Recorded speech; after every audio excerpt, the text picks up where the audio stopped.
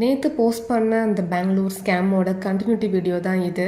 நேற்று தான் போஸ்ட் பண்ணேன். இன்றைக்கி டுகு ஸ்கூலில் இருந்து கூப்பிட்டு வரும்போது கூடவே ஒரு பர்சன் வந்து அதே மாதிரி அதே புக்கு டொனேஷன். எத்தனை பேர் தான் இப்படி வருவாங்கன்னே தெரில. இந்த மாதிரி சில பீப்புள்ஸ் பண்ணுறதுனால ஒரிஜினலாகவே சில பேர் வந்தால் கூட நமக்கு டவுட் வரதான் செய்யும். ஒரு வீக்குக்கு ஒரு பர்சன் சொல்லிட்டு அப்படி கணக்கு வச்சு வராங்களா என்னன்னு தெரில.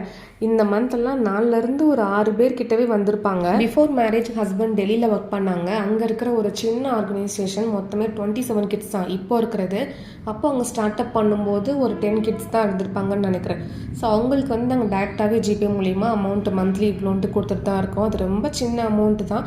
பட் அந்த குழந்தைங்களுக்கு அது டேரெக்டாகவே போய் சேருது. நோட்டோ புக்கோ ஏதோ ஒன்று வாங்கிப்பாங்க. ரீல்ஸில் பார்க்குற மாதிரிலாம் இந்த ஹோம் ஆர்ஃபனேஜ்லாம் கிடையவே கிடையாது.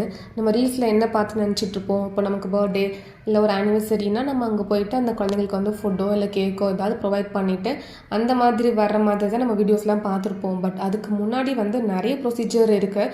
அவங்களுமே இவங்க வந்து நமக்கு ஃபுட்டு கொடுக்குறாங்கன்ட்டு டக்குன்னு வாங்கி வச்சுப்பாங்கன்னா அப்படிலாம் கிடையாது. ஸோ நம்மளை ஃபுல்லாக வெரிஃபை பண்ணிவிட்டு நம்ம ஆதார் கார்டிலேருந்து ஐடென்டிட்டி ப்ரூஃப் வரைக்கும் எல்லாம் செக் பண்ணிவிட்டு அதுக்கப்புறமா தான் அந்த ஃபண்ட் எல்லாமே வாங்குவாங்க. இவ்வளோ ப்ரொசீஜர் இருக்கும்போது யாரோ ஒரு பர்சன் வீடு வீடாக வந்து நம்ம பேர் நம்ம எவ்வளோ அமௌண்ட் கொடுக்குறோமோ அது ஒரு சின்ன டைரியில் எழுதிட்டு வாங்கிட்டு போயிடுவாங்க. அதுக்கு ஒரு ப்ராப்பரான ஸ்லிப் கூட இருக்காது. அப்புறம் அது எப்படி ஒரு உண்மையான ஒரு ஹோம்லேருந்து வருவாங்கன்ட்டு நம்ம எடுத்துக்கிறதுன்னு சத்தியமாக தெரில.